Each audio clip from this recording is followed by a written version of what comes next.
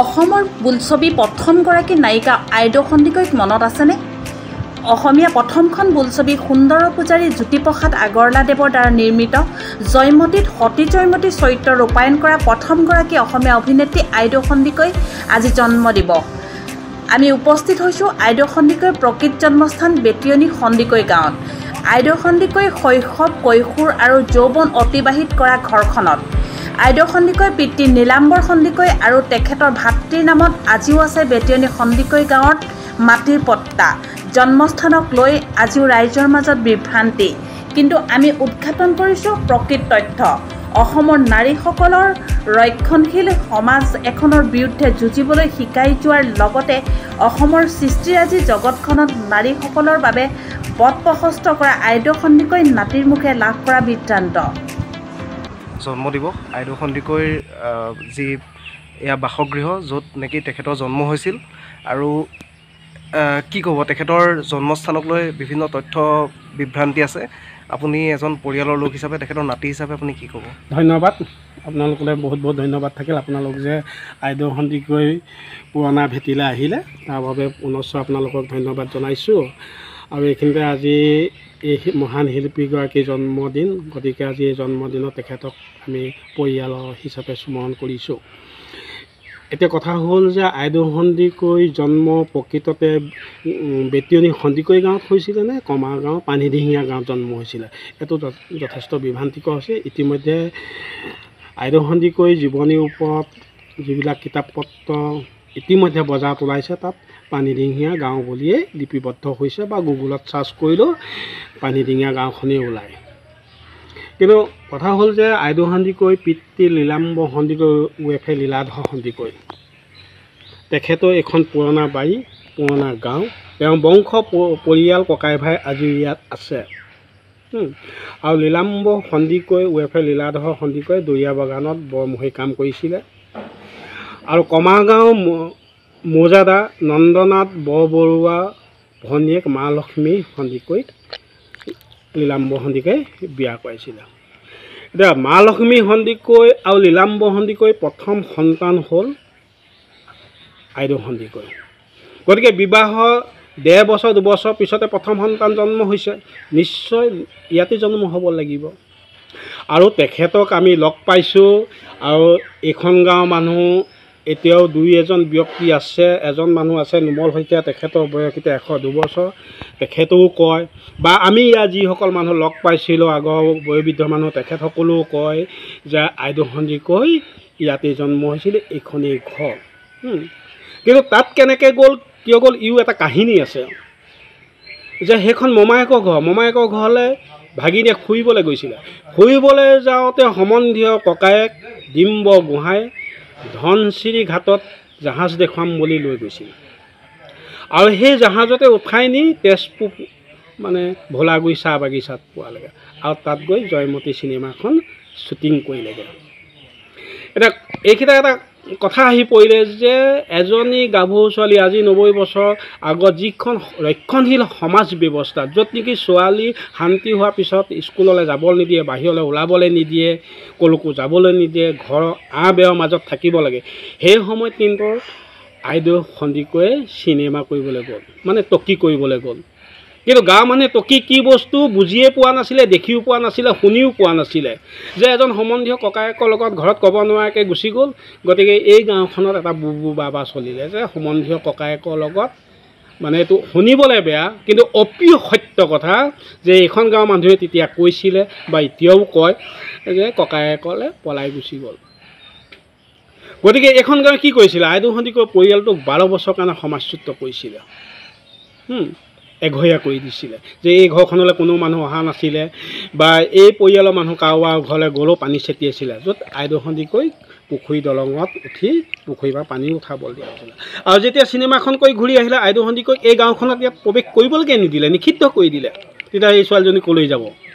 আৰু অন্য হাতেদি এই পৰিয়ালটো আৰু কমাৰগাঁও পৰিয়ালটো দুইটা পৰিয়ালত মতানৈক্য ঘটিলে যে এই পৰিয়ালটো সেই পৰিয়ালটোক দোষাৰোপ কৰিলে যে আমাৰ ছোৱালী তোমালোকৰ ঘৰলৈ গৈছিলে, তোমালোকৰ ঘৰলৈ যাওঁতে কেনেকৈ ছোৱালীজনী হেৰালে, কেনেকৈ গ'ল, কি হ'ল, সেই পৰিয়ালটোক দোষাৰোপ কৰিলে। মানে দুটা পৰিয়ালৰ মাজত মতানৈক্য আহি গ'লে। আৰু শেষত মমায়েক মৌজাদাৰ নন্দনাথ বৰবৌৱে কি কৰিলে, আইদেউ সন্দিকৈক তালৈকে লৈ গ'ল, তৰিয়ালৈকে। কাৰণ তেওঁলোকে এইখন সমাজে দোষী কৰিলে, পৰিয়ালে দোষী সাব্যস্ত কৰিলে, আইদেউ সন্দিকৈ তাত থাকিলে। আৰু সেই সময়ত মা লক্ষ্মী সন্দিকৈ সমাজে কিমান মানসিক নিৰ্যাতন চলাইছিলে চাগে ভাবিলে, এইটো কল্পনা কৰিলে যেন কিবা লাগি যায়। এতিয়াও জানো আমি সমাজত ছোৱালীজনী কিবা বেয়া হৈ গ'লে আমি মাককে দোষাৰোপ কওঁ যে এই মাকে ক'ব নোৱাৰে নেকি, মাকৰ গাত দুখ, আমি এতিয়াও কওঁ। ঠিক আজি ৯৫ বছৰ আগত তেতিয়াহ'লে মা লক্ষ্মী সন্দিকৈক এই সমাজখনে কেনেধৰণে ব্যৱহাৰ কৰিছিলে এবাৰ কল্পনা কৰি চাওকচোন। গতিকে লাষ্টত মা লক্ষ্মী সন্দিকৈ ভাই ককাই ঘৰলৈ গুচি গ'লগৈ, তাতেই থাকিলেগৈ। আৰু আইদেউ সন্দিকৈ যিজন ডাঙৰ ভাতৃ কেশৱ সন্দিকৈ এই বাৰীতে আছিলে আৰু ইয়াতেই ঢুকাইছে। আৰু দুজন সৰু ভায়েক আছিলে, সৰু ভায়েক দুজনো তালৈকে গুচি গ'ল। এই এনেকৈ দি গৈহে আইদেউ সন্দিকৈ সেই কমাৰ গাঁৱত গৈ বাসিন্দা হ'লগৈ। কিন্তু হ'লেও এইখন ঘৰলৈ আহি আছিলে পিছত পৰৱৰ্তী সময়ত যেতিয়া সমাজ কিছু শিথিল হ'ল, মানুহে কিছু বুজি পালেগৈ, আহিছিলে 15 দিন, এমাহ, 20 দিন ইয়াত এনেকৈ থাকি যায়। কাৰণ বৰ্তাকৰ ঘৰ এখন, বৰ্তাকৰ পৰিয়ালটো ইয়াততো আছিলেই, বৰ্তাকৰ ঘৰলৈ আহে ইয়াত থাকি যায়। আৰু আমি বৰ্তাকৰ ফেমিলি মানুহ। গতিকে এনেধৰণে আইদেউ সন্দিকৈ এই পৰিয়ালটোৰ লগত যাতায়াত হৈ আছিলে, এনেধৰণে আহিছিলে। এতিয়া আজি তেখেতৰ জন্মদিন, কিন্তু জন্মদিন চনটোৰ ওপৰতো যথেষ্ট বিতৰ্ক আছে। যেনেকৈ জন্মস্থানক লৈ বিতৰ্ক আছে, জন্ম চনটোক লৈ বিতৰ্ক আছে। আপুনি যদি গুগলত চাৰ্চ কৰে ক'ৰবাত ওলাব 1920, ক'ৰবাত ওলাব 1915।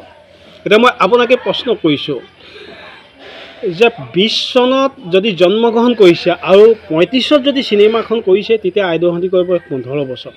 15 বছৰীয়া এজনী ছোৱালী বৰ্তমান ক্লাছ 9ত পঢ়ি থকা ছোৱালী। আপুনি ক্লাছ 9ত পঢ়ি থকা ছোৱালীবোৰলৈ এতিয়া মনত পেলাই দিয়কচোন, ফিজিকেলি জয়মতী ৰোলটো কৰিবৰ কাৰণে উপযুক্ত হয়নে নহয়।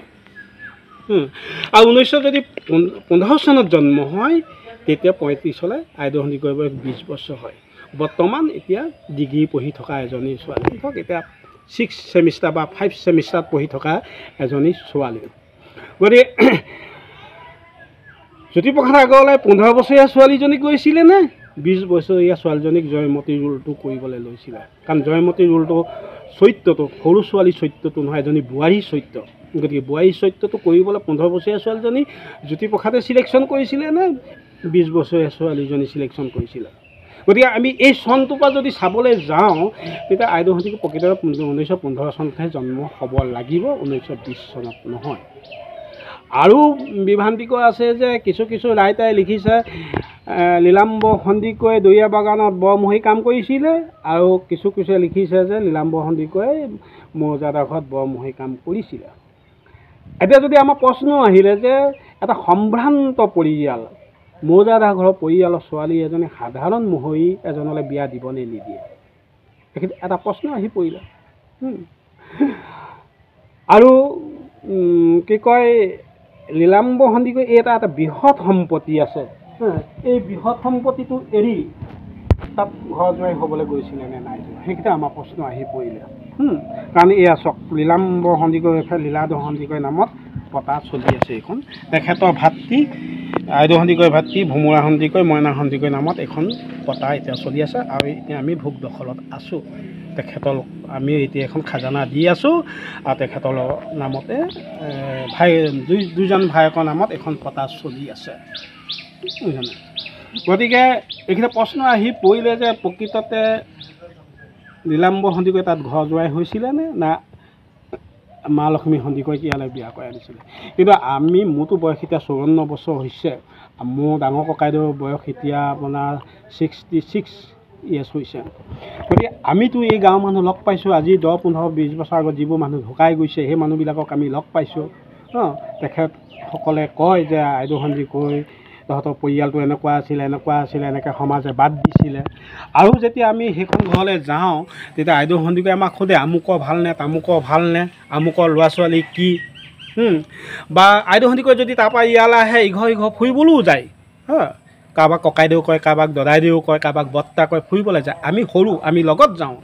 গতিকে আইদেউ সন্দিকৈ ইয়াক কৈশোৰ যৌৱন কালটো পাৰ কৰিলে সেয়া মানুহ চিনি পাব, সুধিব যে আমুকৰ ভালনে, তামুকৰ ভালনে, আমুকৰ ল'ৰা ছোৱালী কি, আমুক আছেনে, এই কথাবিলাক যেতিয়া সোধে তেতিয়া নিশ্চয় ইয়াতে জন্ম হ'ব লাগিব। আৰু ইণ্টাৰেষ্টিং কথা কি, আইদেউ সন্দিকৈয়ে এটা কথা সোধে, 1 নং যিখন LP স্কুল 1869 চনত প্ৰতিষ্ঠা হোৱা স্কুল, সেই স্কুলখনৰ সন্মুখত 3জোপা আম গছ আছিলে, কিন্তু এতিয়া নাই সেই আম গছ কেইজোপা। তেতিয়া আইদেউ সন্দিকৈয়ে কয়, সেই আম কেইজোপাৰ কথা কয়, আম খোৱাৰ কথা কয়, LP স্কুললৈ যোৱা আৰু আম খোৱাৰ কথা কয়। গতিকে সেই স্কুলখনত আমি অৱশ্যে তেতিয়া সৰু আছিলোঁ, আমি সুধিবলৈ নহ'ল, বা তেওঁ শিক্ষাগত অৰ্হতা কিমান আছিলে সেইটোও আমি সুধিবলৈ নহ'ল, বা তেখেতে সেই স্কুলখনলৈ যাব লাগিব নিশ্চয়, তেতিয়াহে আম গছ কেইজোপাৰ কথা ক'ব পাৰিব, নহ'লেতো নোৱাৰে ক'ব। গতিকে যিসকল লিখকে কিতাপ লিখিছে, বস্তুটো মানে তথ্যভিত্তিক, মানে গ্ৰাউণ্ড জিৰ'ত মানে এইটো কোনো অনুসন্ধান নকৰাকৈ কিতাপখিনি লিখি পেলালে। সম্ভৱ ৰাইটাৰসকল আইদেউ সন্দিকৈক নুসুধিলেও যে আপোনাৰ প্ৰকৃততে জন্মঘৰ পুৰণা ঘৰ ক'ত, এই কথাষাৰ সোধা হ'লেও নিশ্চয় ক'লেহেঁতেন যে আমাৰ পুৰণা ঘৰ বেতেলী সন্দিকৈ গাঁও। নুসুধিলে চাগে, তেনে পোনাপোনিকৈ লিখি দিলে যে কমাৰগাঁও পানীডিঙাৰ কাৰণে, তেনেকৈয়ে বস্তুটো লিখি গ'লগৈ গৈ পেলাই। কিন্তু তথ্যভিত্তিক এইটো কিন্তু আমি লিখিছে বুলি নাভাবোঁ, কাৰণ জন্মস্থান আৰু দেউতাকৰ কৰ্মস্থলী সেই দুটাতেই বিভ্ৰান্তিকৰ হৈ আছে, বুজিছেনে। গতিকে আমি এইটো ক'ব বিচাৰোঁ যে আইদেউ সন্দিকৈ নিশ্চয় ইয়াতেই জন্ম হৈছে, কাৰণ মা লক্ষ্মী আৰু লীলাম্বৰ সন্দিকৈ প্ৰথম সন্তান হিচাপে তেওঁৱেই ডাঙৰ। বিবাহৰ 1.5 বছৰ 2 বছৰ পিছতে সন্তান জন্ম হয়, ইয়াতেই জন্ম হ'ব লাগিব। আৰু ইয়াৰ মানুহে লগ পায়, কয়। এজন মানুহ আছে, আপোনালোকে এতিয়া সুধিব পাৰে, লক্ষেশ্বৰ বৰা বুলি মানুহ এজন আছে, তেখেতক সুধিলে কৈ দিব, তেখেতে আইদেউ সন্দিকৈ অৰিজিনেল পুৰণা ঘৰটোৰ কথাও কৈ দিব কেনেকুৱা আছিলে। এতিয়াও তেখেতৰ বয়স 95-6 years হৈছে। আৰু এজন আছে নোমল শইকীয়া, 102 বছৰ বয়স হৈছে, এইখন গাঁও, তেওঁ এতিয়া গোলাঘাটত থাকে। তেখেতক সুধিলেও গম পাব যে আইদেউ সন্দিকৈ ইয়াত লগ পাইছেনে নাই পোৱা। গতিকে আমি সেই সূত্ৰে ক'ব বিচাৰোঁ যে আইদেউ সন্দিকৈ ইয়াতেই জন্ম হৈছিলে বুলি। আৰু আপুনি যদি বিচাৰে কমাৰগাঁও পানীডিঙাত যদি আপুনি অনুসন্ধান চলায়, সন্দিকৈ উপাধি মানুহ এঘৰহে আছে মাত্ৰ, কিন্তু এখন নামেই সন্দিকৈ গাঁও, বুজিছে। এটা বৃহৎ পৰিয়াল আছে, সন্দিকৈ এটা বংশ আছে, বুজিছেনে, বৃহৎ বংশ আছে। ইয়াত 60-70 ঘৰ সন্দিকৈ মানুহ আছে। গতিকে ভাই ককাই আইদেউ সন্দিকৈ, দেউতাক লীলাম্বৰ সন্দিকৈ, ভাই ককাই ইয়াতেই আছে, এইখন গাঁৱতেই আছে। গতিকে আমি ক'ব বিচাৰোঁ, আৰু আমি ৰাইটাৰসকলক যিসকলে কিতাপ লিখিছিলে তেখেতসকলক আহক ইয়ালৈ, তাতো সোধক, ইয়ালৈও আহক। ইয়াৰো বয়োজ্যেষ্ঠ যিকেইজন ব্যক্তি এতিয়া জীৱিত আছে সোধক, বা ইয়াৰ যিখিনি মানুহ এতিয়া 70 বছৰ হৈছে বা 65 বছৰ হৈছে, তেখেতসকলে আইদেউ সন্দিকৈক ইয়াত বিয়া সকামত লগ পাইছেনে নাই পোৱা সোধক। আমাৰ পৰিয়ালৰ যিবোৰ বিয়া হৈছে বা মৃতকৰ শ্ৰাদ্ধ হৈছে তাত লগ পাইছেনে নাই পোৱা সোধক, তেখেতসকলে ক'ব ইয়াত আমি লগ পাইছোঁনে নাই পোৱা, বুজিছেনে, ক'ব। আৰু আইদেউ সন্দিকৈ আৰু এটা কথা হ'ল, যেতিয়া তেখেত 93 মানত কথা হ'ব, তেখেত স্বাস্থ্যজনিত কাৰণত গোলাঘাট মুখলগাঁও চিকিৎসাধীন হৈ আছিলে। আৰু তেতিয়া গোলাঘাটৰ ডেপুটি কমিশ্যনাৰ জীৱন পেগু আছিলে, আৰু মই তেতিয়া BA পঢ়ি আছিলোঁ। তেখেতক মই সদায় ৰাতি ৰখোঁ, ৰাতি থাকোঁ, আৰু সন্ধিয়াৰ পৰা সদায় তালৈ DC আহি সোধেহি যে আইতা আপোনাৰ কিবা খাবলৈ মন গৈছে নেকি, ক'ৰবাত ফুৰিবলৈ যায় নেকি, তেনেকৈ সোধে। আৰু আইদেউ সন্দিকৈ এনেকুৱা এগৰাকী মানুহ আছিলে, চবকে তই মইকৈ কথা কয়, তুমি শব্দটো ব্যৱহাৰ নকৰে, তই মইকৈ কয়। আৰু DCকো সেই তই মইকৈ কথা কৈছিলে। তেতিয়া জীৱন পেগুৱে সুধিছিলে যে আপুনি কৰা চিনেমাখন কেনেকুৱা আছিলে, কি ৰোল কৰিছিলে, কেনেকৈ কৰিছিলে সোধে, চালে নাই সোধে। বোলে মই চিনেমাখন নাই চোৱা। আটাইতকৈ দুখৰ বিষয় এইটোৱে, জীৱনৰ বিয়লি বেলা। তেতিয়া জীৱন পেগুৱে গুৱাহাটী চিত্ৰবনৰ লগত যোগাযোগ কৰি আনি তেওঁক কমাৰগাঁও পানীডিঙা গাঁৱত চিনেমাখন দেখুৱাইছে। তাত আপোনাৰ বিজু ফুকন, মৃদুলা বৰা সেইসকলো তালৈ আহিছে। আৰু এইটো আইদেউ সন্দিকৈ অসমৰ প্ৰেক্ষাপটলৈ আহিলে হিতেশ্বৰ শইকীয়া দিনত আহিছে, যিটো শিল্পী পেঞ্চনৰ সময়ত আহিছিলে। তেখেত যেতিয়া গণপৰিষদৰ চৰকাৰ আছিলে প্ৰফুল্ল মহন্তৰ চৰকাৰ আইদেউসন্দিকৈয়ে আমাক সেইবোৰ নিজেই কোৱা কথা গুৱাহাটীত প্ৰফুল্ল মহন্তক লগ কৰিবলৈ গৈছিলে লগ কৰিবলৈ যাওঁতে তেওঁ প্ৰফুল্ল মহন্তক লগ কৰিব নোৱাৰিলে খাস্তা আৰু লাল চাহ খাবলৈ দিছিলে যিজনী বুঢ়ী এটাও দাঁত নাই কিন্তু তেওঁ শিল্পী পেঞ্চনত আৰু সেই কথাখিনিকে এজন গোলাঘাটৰ সাংবাদিকে পেপাৰত লিখিছিলে আৰু সেই নিউজটো হিতেশ্বৰ শইকীয়াই যেতিয়া পাইছিলে হিতেশ্বৰ শইকীয়াই নিজেই আইদেউ সন্দিকৈ পৰিয়ালৰ লগত যোগাযোগ কৰি আহিছিলে তেওঁক এখন হুইল চেয়াৰ দিছিলে এযোৰ কাপোৰ দিছিলে আৰু এটা গৃহ বনাই দিছিলে আৰু তেখেতৰ নামত এখন স্কুল দিলে প্ৰকৃততে হিতেশ্বৰ শইকীয়াহে আইদেউ সন্দিকৈ পোহৰলৈ আনিছে একদম জীৱনৰ বিয়লিবিলাক আনিছে কৈছে আৰু এটা ইণ্টাৰেষ্টিং কথা কি হ'ব দুই এখন কিতাপত প্ৰকাশো পাইছে আইদেউ সন্দিকৈ এনেকুৱা এগৰাকী সহজ সৰল নিমাখী মানে মহিলা আছিলে যেতিয়া চৰিত্ৰটো অভিনয় কৰিছিলে জয়মতী চৰিত্ৰ কৈছিলে যে একো নামাতিবলৈ কৈছে মই একো নাজানো গদাপানী কথা চাওদাঙে যেতিয়া সুধিব একো নামাতিলে আৰু ফণী শৰ্মা কাঠি হাজৰিকা চৰিত্ৰটো কৈছিলে যেতিয়া জয়মতীক শাস্তি দিছিলে আইদেউ সন্দিকৈয়ে কোৱা মতে পিঠিত ঢকুৱা দাঁত কাগজৰ জাতীয় বস্তু বান্ধি লৈছিলে আৰু কোবাইছিলে কিন্তু শ্বুটিং কৰি থাকোঁতে সেইবিলাক গাৰ পৰা এৰাই গৈছিলে আৰু ফণী শৰ্মাই সঁচা সঁচিকৈ পিটিছিলে যিটো জীৱনৰ বিয়লিবিলাক তেওঁ সেইখিনি বিখালী হৈ পৰিছিলে তেজ ওলাই গৈছিলে কিন্তু জ্যোতিপ্ৰসাদে কৈছে একো নামাতিবলৈ তেওঁ নাই মতা তেওঁ সেইটো চৰিত্ৰ সেইটো ৰুলেই বুলি ভাবি ল'লে গতিকে দুখ পাইছোঁ যদিও সেই তেওঁ একো মতা নাই এনেকুৱা এগৰাকী সহজ সৰল দেৱতা আছিল আৰু জীৱনৰ বিয়লিবিলাক সেইখিনিকে তেওঁ বিখালী হৈ গৈছিলে উঠিব নোৱাৰা হৈ গৈছিলে বিষ হৈ যাব আমাক এইবোৰ দেখুৱাই যে মোক এইবোৰ গাঁঠি হাজৰিকাই কোবোৱা এনেকৈ দেখুৱাই